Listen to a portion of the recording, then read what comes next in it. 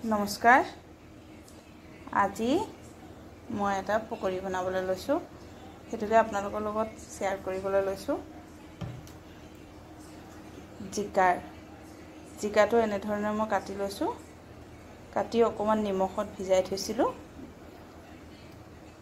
এয়া মই বেটাৰটো ৰেডি কৰি লৈছোঁ। ইয়াত চাউলৰ গুড়ি, বেচন, জলকীয়া গুড়ি অকণমান, নিমখ দি লৈছোঁ ধুনীয়াকৈ। এতিয়া মই কেৰাহীত তেল গৰম হ'বলৈ দিছোঁ। এতিয়া মই এনেদৰে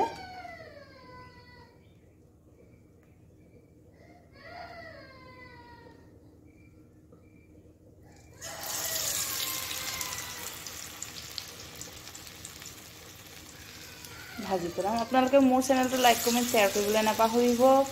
প্লিজ নতুনসকলে ছাবস্ক্ৰাইব কৰি দিব। এনেদৰে মই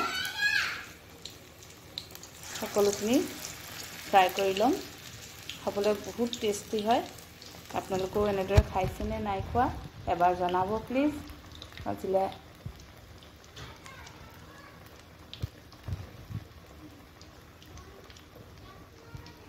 দেখুৱাই আছোঁ ৰ'ব। এয়া ৰেডি হৈ গ'ল মোৰ জিকাৰ বৰা বা জিকাৰ পকৰি। এনেদৰে বনাই খাই চাবচোন। মাজে মাজে খাবলৈ খুবেই ভাল লাগে।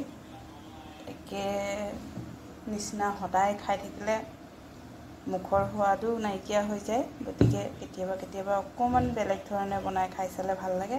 আপোনালোকেও এনেধৰণে খাই চাব, মোক জনাবলৈ নাপাহৰিব।